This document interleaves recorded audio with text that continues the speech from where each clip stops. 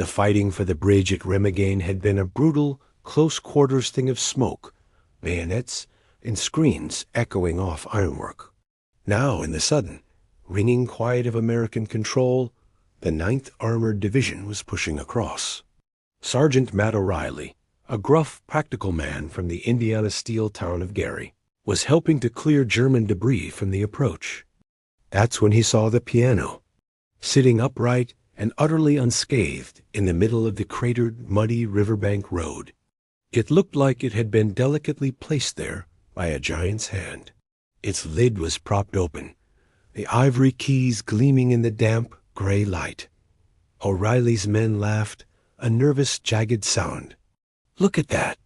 Officers' Club must have evacuated in a hurry. Should we blow it? Could be booby-trapped." O'Reilly walked over. His hands were made for wrenching tank treads and loading shells.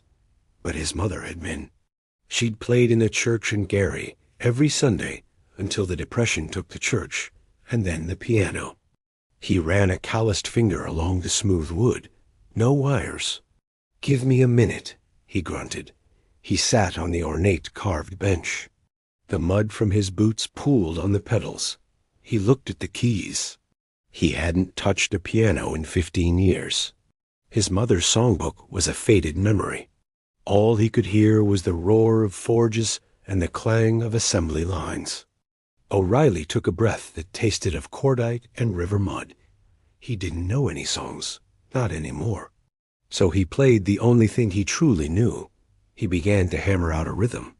Not a melody, but the pounding, relentless, 4/4 cadence of his father's steel mill. Clang, clang, clang, clang. Right hand, heavy on the bass.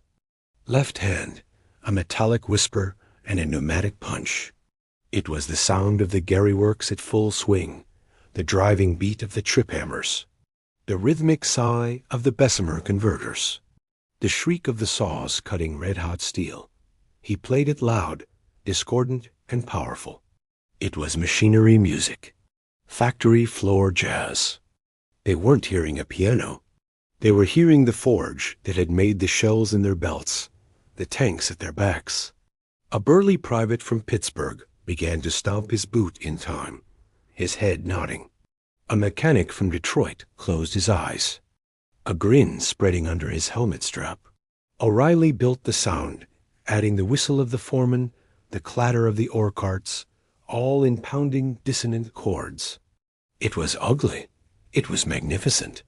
It was the anthem of the arsenal of democracy, played on a fine German piano in the mud of the Rhine.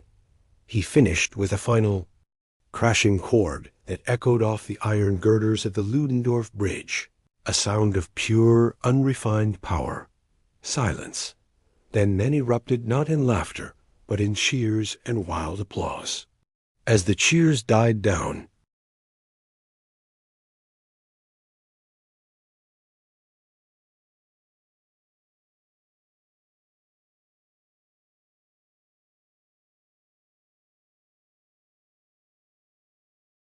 a testament that on the day they crossed the Rhine, the first American note played on German soil wasn't the Star-Spangled Banner.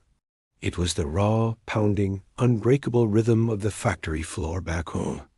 It was the sound of a nation that didn't just fight a war, but forged its victory, one thunderous, unmelodic note at a time.